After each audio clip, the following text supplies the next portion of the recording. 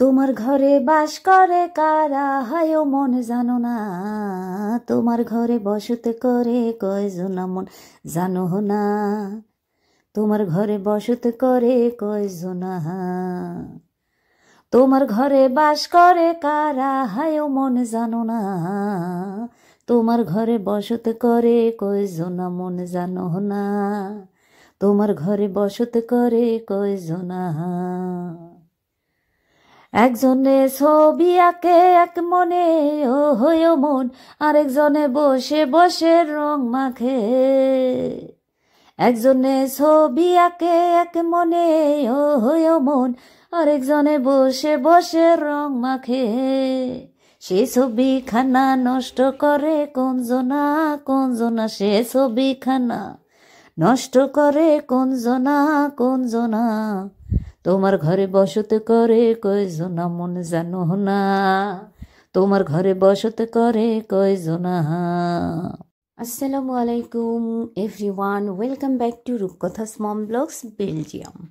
আজ আবারও চলে এলাম একটি ছোট্ট সামার ব্লগস নিয়ে, যেহেতু আমাদের এখানে সামার চলছে। যদিও আজকের ভিডিওটি একটু বাসি ভিডিও, তারপরেও আসলাম, কারণ হচ্ছে আমার ডিভাইসটা একেবারেই ফুলফিল হয়ে আছে, টাইট হয়ে আছে, হ্যাং হয়ে যাচ্ছে। তো ভাবলাম পুরনো কিছু ভিডিও ছেড়ে ছেড়ে শেষ করি, মোবাইলটাকে একটু রিলিজ দিই। তো সেদিন ছিল হচ্ছে আমাদের একটা বারবিকিউ পার্টি আমাদের এক আপার বাসায়। আপার বাসাটা তো এর আগেও আপনারা দেখেছেন ভিডিওতে, চমৎকার একটা বাসা, পেছনে গার্ডেন।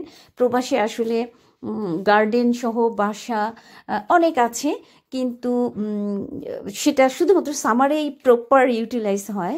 যেহেতু এটা শীত প্রধান দেশ, আমাদের বেলজিয়ামের কথা আমি বলছি, যেহেতু শীত প্রধান দেশ এবং বৃষ্টি প্রধান দেশ, সেজন্য সারা বছর কিন্তু এই গার্ডেনটা ইউজ করা যায় না। তো সামারে যে 2টা মাস থাকে, সেই মাসে আমরা কিন্তু একেবারে মনের মাধুরী মিশিয়ে গার্ডেনটা ইউজ করে থাকি।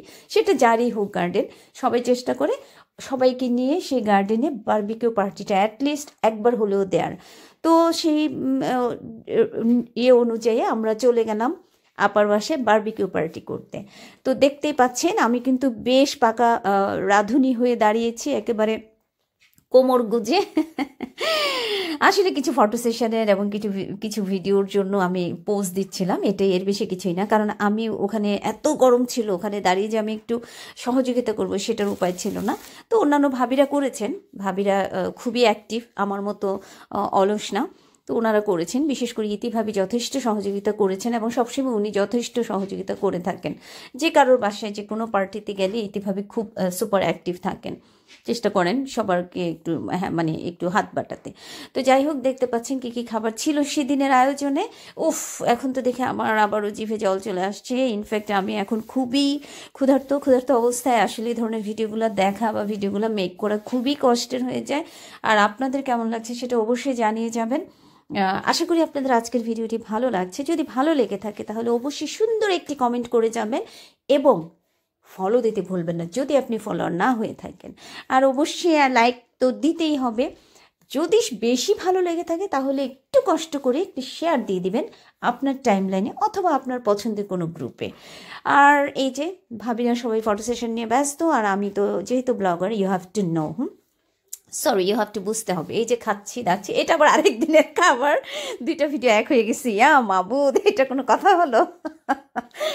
যাই হোক, আসলে আপার বাসায়, সেম বাসাতেই আমরা ফ্রেন্ডরা একদিন মানে গেট টুগেদার করেছিলাম।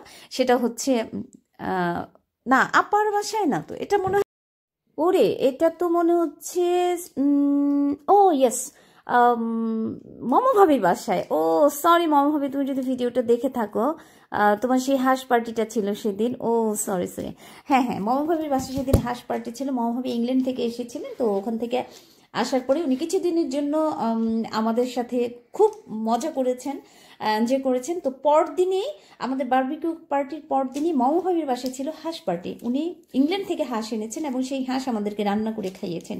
অনেক ইয়ামি হাঁস ছিল। যাই হোক মম ভাবি, তোমাকে আবারও ধন্যবাদ এত মজার হাঁসের মাংস রান্না করে খাওয়ানোর জন্য। অনেক বছর পর খেয়েছিলাম। আর আপাকেও অনেক ধন্যবাদ, আপার বাসায় এত সুন্দর বারবিকিউর আয়োজন করে আমাদেরকে আপ্যায়ন করেছেন। আসলে প্রবাস জীবনে নিজেকে ভালো লাগা দেওয়ার এবং অন্যকে ভালো লাগা দেওয়ার, এগুলি আমাদের ছোট ছোট খোরাক। তো যাই হোক, যে যেখান থেকে বসে আমার ভিডিওটি দেখেছেন সবাইকে অসংখ্য ধন্যবাদ। আসছি পরবর্তী ভিডিওতে আমার কলিগদের নিয়ে। আল্লাহ হাফিজ। আল্লাহ হাফেজ।